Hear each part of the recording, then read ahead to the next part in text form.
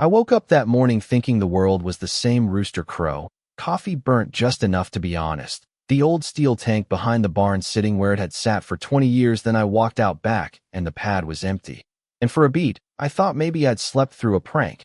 Then I remembered the tire tracks and the way the fence had been cut, and I knew somebody had taken something that wasn't theirs. That's how the whole thing started, a small, ugly theft that turned into a town-sized mess. And by the time it was over, I'd learned something about patience, people, and how power smells when it's desperate to be seen. My name's Eli Mercer. I run a little patch of land 3 miles from the subdivision everyone calls Meadow Glen. I fix broken things for a living, and I like my privacy, which makes me about as popular with some neighbors as a skunk at a garden party. The tank behind my barn wasn't pretty rusty, dented, a home for spiders in the winter, but it was mine. It collected the runoff I used for the pasture in dry months. And more than that, it was part of a life I'd built that no HOA rulebook or board meeting could ever understand. Across the fence lived Marjorie Vale, HOA president, newsletter queen, the kind of woman who'd bring a measuring tape to a picnic if it meant a rule could be enforced. Marjorie loved order the way some folks love Sunday church, and she loved her image: more manicured hedges, fresh paint on every mailbox, a perfect pot of mums on the porch for every season. So when she set her sights on my junky old tank, she convinced herself, and half the block, that I was hoarding drinking water, that I was selfish, that I was a problem the neighborhood had to be rid of.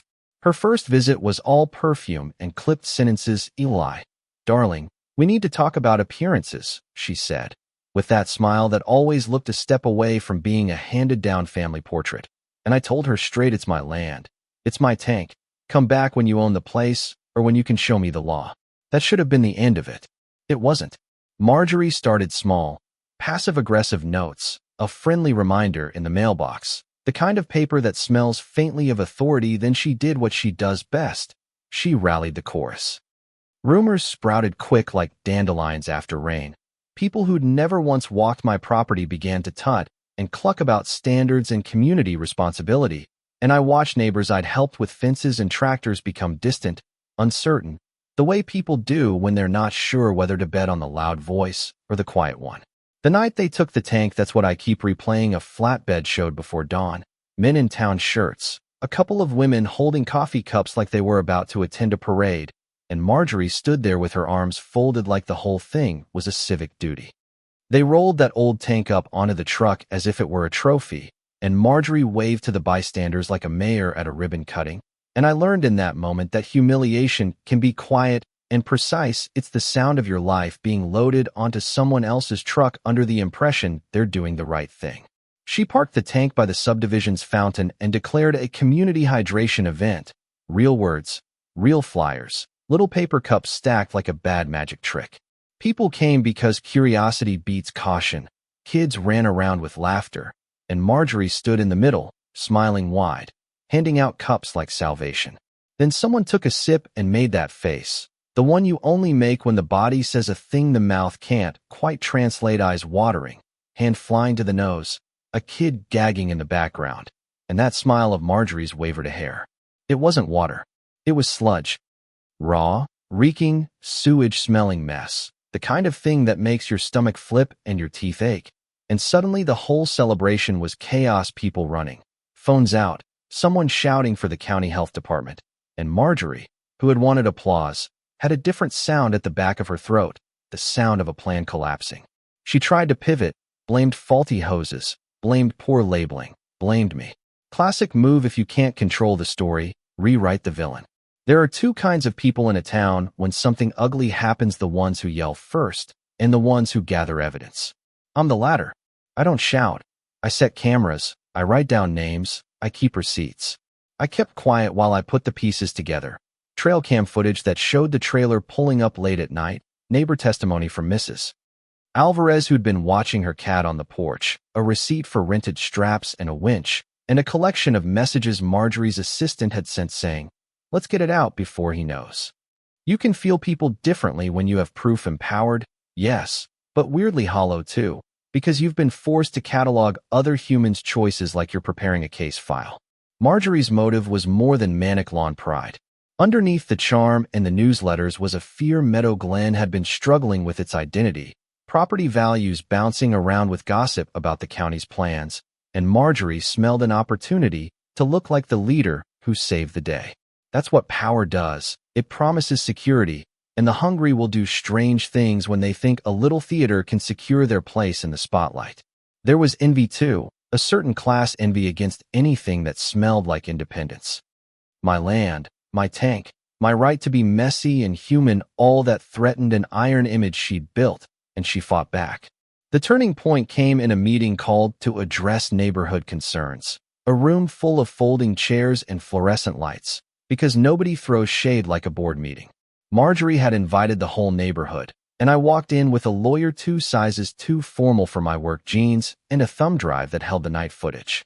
She rose like she'd been appointed a queen and started to speak about community standards, but I asked for the floor, and I played the footage, the straps, the men's faces in the dark, the winch lights sweeping the pad, and the room changed from curiosity to recognition in the space of 3 beats.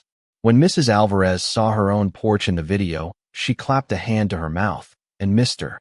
Patterson, who mowed my back fence as a favor, started to turn red, and Marjorie's smile froze. I could see her thinking, counting what she'd lost. We had the health reports too, the county inspector's notes, the forwarded messages that IT wasn't dramatic in a courthouse way, no gavel, no gasps like in the movies. It was a steady, undeniable build of facts, and the room could see it plain.